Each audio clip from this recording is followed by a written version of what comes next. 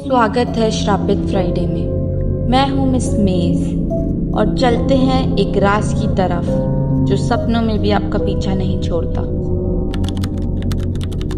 This is Mystery Maze. I'm Ms. Maze. Let's begin the tale. कहते हैं कि समय बीत जाता है पर कुछ यादें और कुछ आत्माएं वहीं ठहर जाती है। ये कहानी है एक पुराने हॉस्टल की। उत्तर प्रदेश के एक छोटे से शहर में एक बहुत पुराना कॉलेज है, सरस्वती महिला इंटर कॉलेज। कॉलेज से जुड़ा हॉस्टल अब वीरान है, लेकिन 10 साल पहले वो हॉस्टल लड़कियों से भरा रहता था। पर उस हॉस्टल की एक कोठरी थी, कोठरी नंबर 9, जहाँ कोई रहना नहीं चाहता था।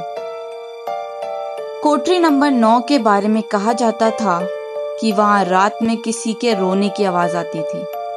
खिड़की से अगर कोई झांके तो कभी कभी एक लड़की की परछाई दिखती है जो अपने बाल संवार रही होती है, पर आईना वहां होता ही नहीं।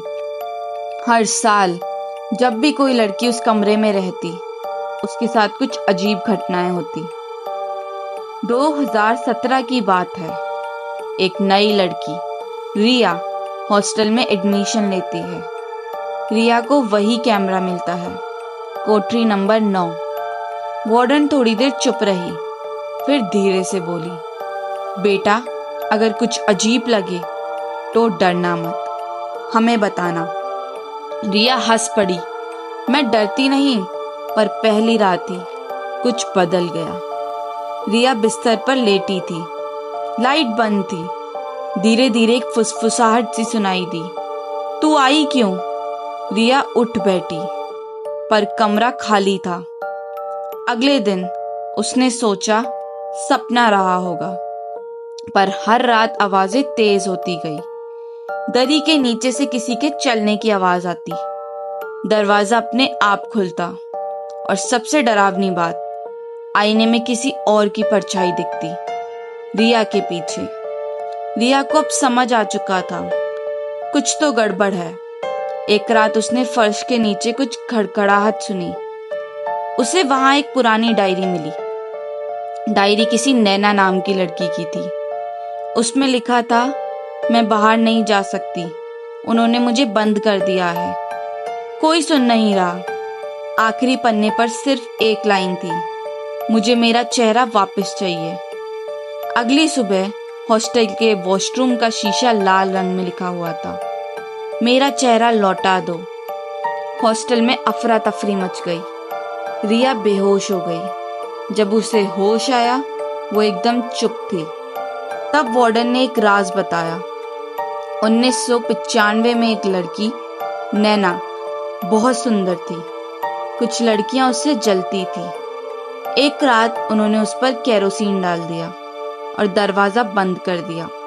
नैना जलती रही, चिल्लाती रही, पर कोई नहीं गया। तब से उसका चेहरा किसी को भी दिखे वो उसे नोच डालती है, क्योंकि उसे लगता है वो उसी की सुंदरता चुरा रहा है।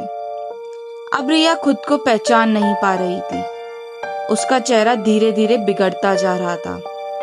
वो शीशे में देखती और डर जाती। कभी कभी वो खुद अपने चेहरे पर नाखून चला देती। वो अकेली नहीं थी, नैना अब उसमें थी। रिया की सहेलियों ने एक तांत्रिक से मदद ली। एक रात उन्होंने कमरे में पूजा रखी। रिया अचानक उठी। उसकी आंखें सफेद हो चुकी थी। वो बोली, तुम्हें क्या लगा मैं लौट कर नहीं आऊंगी? कमरे की दीवारें हिलने लगी, बल्ब फट गए और रिया जोर से चिल्लाई, मेरा चेहरा मुझे दो। अगली सुबह कमरा शांत था। रिया नहीं मिली। फर्श पर वही डायरी जली हुई पड़ी थी। उस दिन के बाद से कोठरी नंबर 9 हमेशा बंद रहती है। कभी कभी वहां से कोई लड़की की हंसी सुनाई देती है, और अगर कोई शीशे में झांके तो पीछे एक चेहरा दिखता है जिसके होंठ हिल रहे होते हैं। मेरा चेहरा।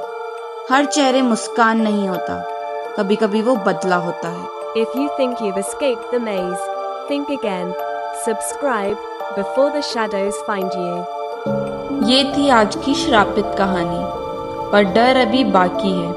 और कहानियों के लिए प्लेलिस्ट देखिए श्रापित फ्राइडे की। मैं हूँ मिस मेज, फिर मिलते हैं।